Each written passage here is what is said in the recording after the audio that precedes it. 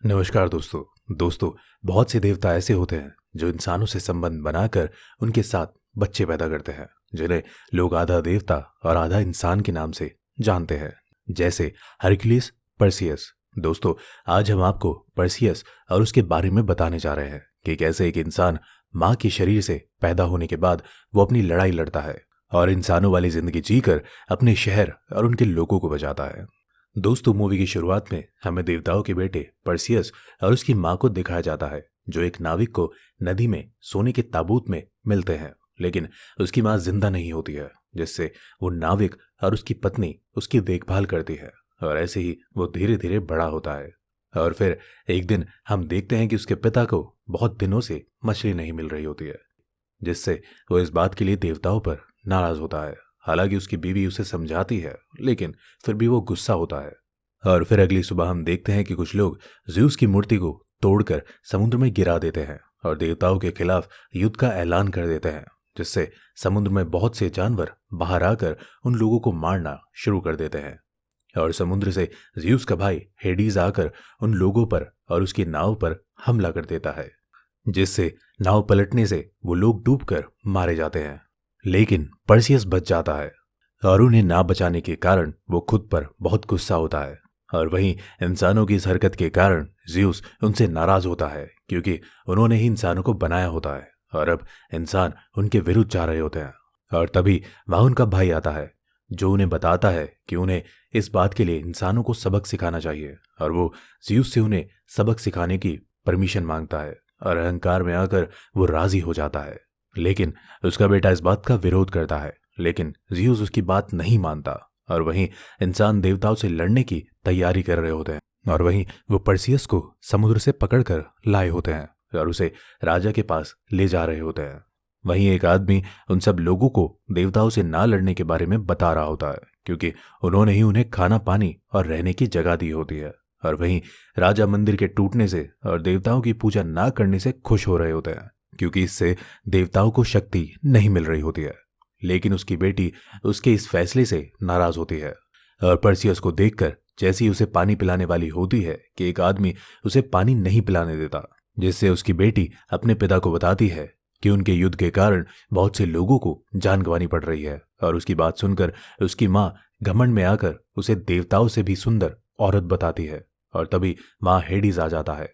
और उसके सैनिकों को मारकर उसकी माँ की जवानी छीन लेता है और अपनी बेटी की तुलना देवियों से करने पर उसे बताता है कि 10 दिन बाद उसके राज्य में क्रैकेन आकर हमला करेगा और अगर वो उससे बचना चाहते हैं तो उन्हें अपनी बेटी की बलि चढ़ानी होगी, क्योंकि उन्होंने देवताओं का अपमान किया है। हालांकि पर्सियस उसे मारने की कोशिश करता है, लेकिन रानी की बेटी उसे रोक लेती है और वो उसे बताता है कि ये फैसला उसके पिता ज्यूस ने किया है, क्योंकि वो एक देवता का बेटा है। और हेडीज वहां से चला जाता है और ज्यूस को उसके बेटे के बारे में बताता है, लेकिन क्योंकि उसने कभी उसकी पूजा नहीं की होती है, इसलिए घमंड में आकर वो उसे भी मारने को कहता है। और वहीं वो लोग पर्सियस को पकड़कर उसे मारते हैं और उससे आने का कारण पूछते हैं, जिससे राजा आकर उसे आजाद करवाता है और उससे मदद मांगता है। लेकिन पर्सियस उसे बताता है कि वो एक आम इंसान है और राजा की बेटी उसे छोड़ने की बात करती है और वो लोग हेडीज से राजा की बेटी को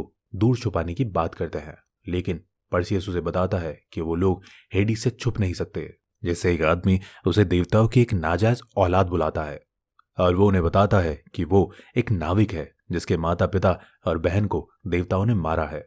और फिर एक लेडीज आया उससे मिलने आती है, जो उसे बताती है कि उसने ही उसे बचाकर उस नाविक के यहाँ पहुंचाया था। और पर्सियस उससे अपने बारे में पूछता है, जिससे वो उसे बताती है कि बहुत समय पहले देवताओं और इंसानों में युद्ध हुआ था, लेकिन ज्यूस को इंसान प्यारे होते हैं, इसलिए उन्हें मारने की जगह वो उनसे बदला लेने के लिए राजा एक्राइसियस का रूप लेकर रानी के पास जाकर उससे संभोग करता है। और राजा के आने के बाद वहां से चला जाता है और गुस्से में राजा अपनी रानी और उस बच्चे को मारने का हुक्म देते हैं। और एक्रेसियस जैसे ही उसे श्राप देता है, एक बिजली आकर उस पर गिरती है, जिससे वो मर जाता है।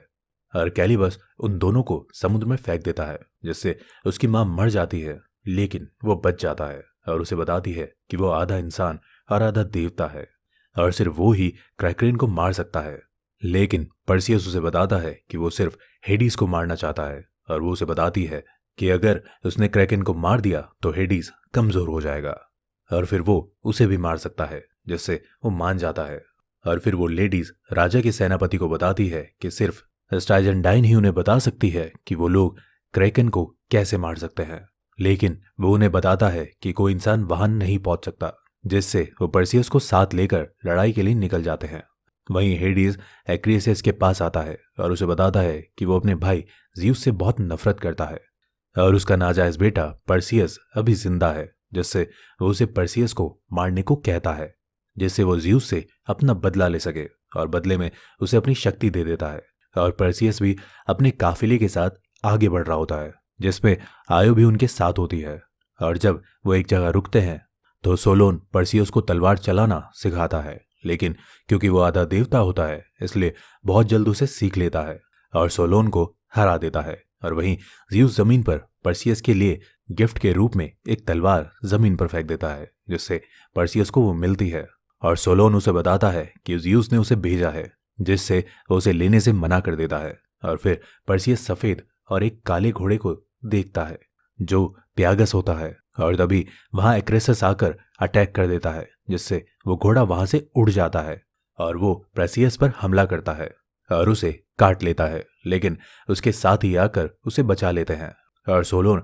उसका हाथ काट लेता है, जिससे वो भाग जाता है। और ये लोग उसका पीछा करते हैं और पीछा करते हुए वो बिच्छुओं के इलाके में पहुंच जाते हैं, जहां बिच्छू उन पर अटैक कर देते हैं और उसके कुछ लोगों को मार देते हैं, लेकिन वो उनसे लड़ते हैं और सोलोन एक बिच्छू को मार देता है और वहीं एक बिच्छू आयो के पीछे पड़ जाता है, जिससे परसियस उसे मार देता है। लेकिन वहां बहुत से बिच्छू होते हैं, जिससे खुद को बचाने के लिए वो जैसे ही लड़ने को होते हैं कुछ लोग वहां आ जाते हैं, जिनसे डरकर बिच्छू पीछे हट जाते हैं। और वहीं एक्रीसियस के काटने से परसियस की बॉडी में जहर फैल जाता है, जिससे सोलोन उससे ज़्यूस से मदद मांगने को कहता है, लेकिन वो उसकी बात नहीं मानता। और वहीं राज्य में एक आदमी सबको बताता है कि उन्हें देवताओं से माफी मांगनी चाहिए, क्योंकि देवताओं ने उन्हें सब कुछ दिया है। और वो राजा की बेटी को देवताओं को देने की बात करता है, जिससे उनके राज्य में खुशहाली आ सके, और सभी उसकी बात से सहमत हो जाते हैं। और वहीं